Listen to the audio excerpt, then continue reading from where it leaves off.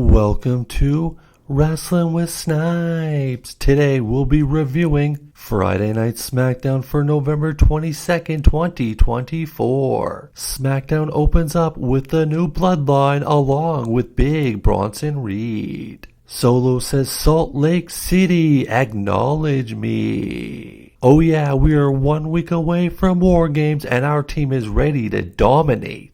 You know who isn't ready? Roman Reigns, cause he ain't even here yet. Roman, when you get here, I need you to meet me in the middle of this ring and accept my terms for surrendering. And then you and your crew will finally acknowledge me. Then the first match of the night is a first round triple threat match to crown the first ever Women's United States Champion. The three participants, Bianca Belair, Blair Davenport, and Chelsea Green. The match begins with Chelsea pushing Bianca and Chelsea catches Blair's foot. Then she rolls her up, but Bianca hits a sunset flip on Chelsea for a 2 count. Belair hits a shoulder tackle followed by a standing moonsault for 2. Bianca then launches herself over the top rope, taking out Chelsea with a crossbody. Then we see a double German suplex. Bianca then hits a 450 on Chelsea. Bianca then hits a 450 on Blair, but Chelsea grabs Bianca and tosses her out of the ring. Chelsea jumps on for the pin. 1,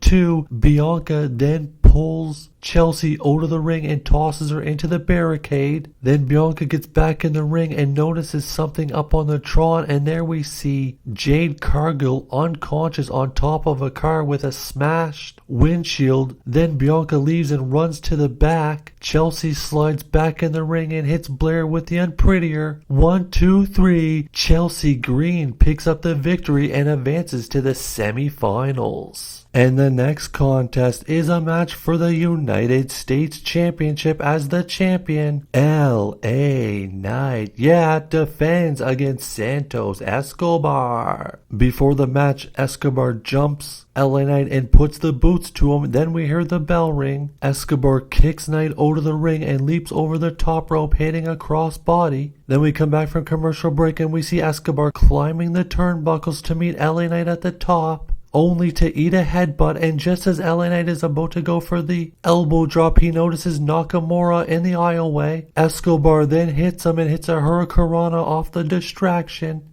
Escobar then hits a frog splash but doesn't go for the pinfall. He then sets up LA Knight for his finisher, but Knight reverses it into a BFT. 1, 2, 3, and still United States Champion LA Knight.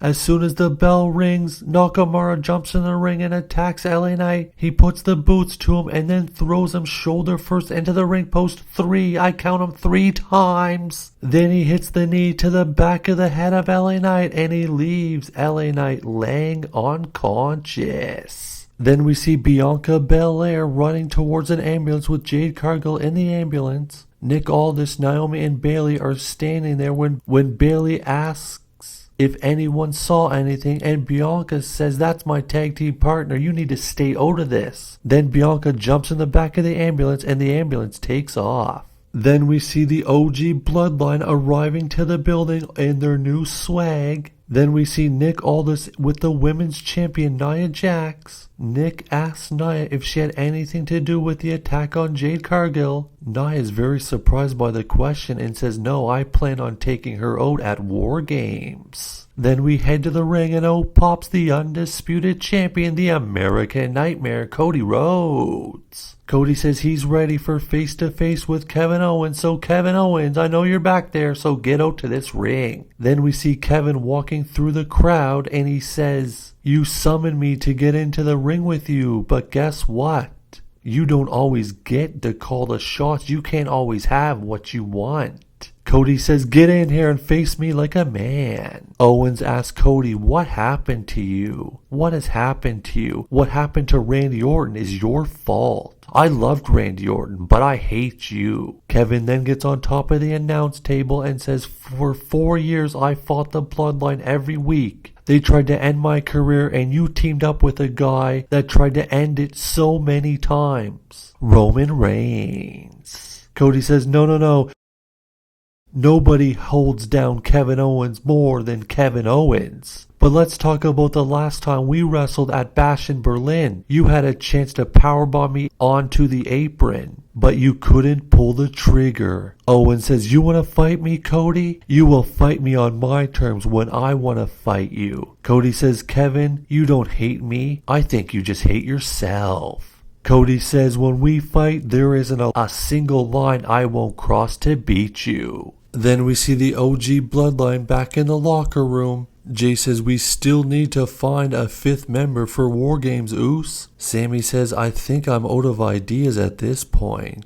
Jay says, what about Randy Orton? And Roman says no. Sammy says, we can try Seth Rollins one more time, and Roman looks at him like he's a crazy monkey. Then Roman says, we don't need anyone else. This is all we need, us four together. We go to battle, and if we die together. Oh my. Then the next match was a tag team contest with Bayley teaming up with Naomi against Miss Money in the Bank, Tiffany Stratton, and Candice LeRae, along with the women's champion Nia Jax. Naomi starts the match off with hitting a big knee. Then Naomi hits a hurricanrana on Tiffy. Tiffy then tags in Candice, leaves the ring, and Bayley hits Tiffy with a suicide dive. Then we come back from commercial break and we see Bayley sidestep Tiffy, sending Tiffy outside of the ring. And it looks like Bayley's gonna make a hot tag to Naomi, but then Nia Jax pulls down Naomi and throws her into the barricade. A DQ is called, and out comes Io Sky to try and even up the odds. Sky hits a springboard dropkick on Jax, but then Raquel and Liv show up and Raquel hits Sky with a big boot in the face. Then Liv's team puts the boots to Naomi, Io, and Bayley, and out comes Rhea Ripley with a kendo stick. Ripley gets in the ring and she wrecks Raquel and Candice with the kendo stick, and then Team Jax retreats with Rhea Ripley, Io Sky, Bayley, and Naomi in the ring standing tall.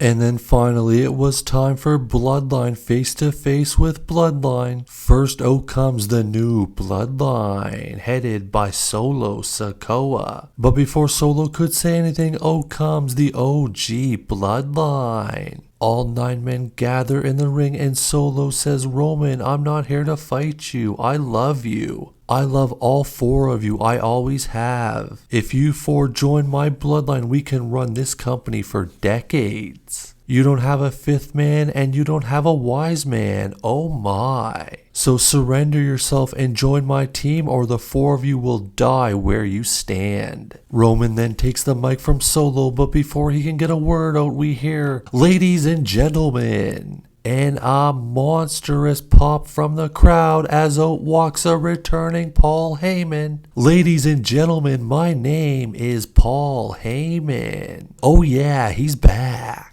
He says, I was put through a table at Madison Square Garden, but I think the math here is a little bit off. Cause you cannot do War Games 4-on-5. That math does not commute with your Wiseman. So at Survivor Series in War Games, it's gonna be 5 versus 5. Then Heyman points at the entryway, and out comes the best in the world, CM Punk. Punk walks to the ring, jumps in the ring, and an all-out brawl breaks out with all 10 guys. Solo gets hit with a Superman punch. The Usos double super kick Big Bronson Reed, and Roman hits him with another Superman punch. Then Sammy and Punk double clothesline Bronson over the top rope onto the outside. Punk and Roman stare at each other with the Wiseman in the middle. The OG Bloodline has a 5th man for War Games.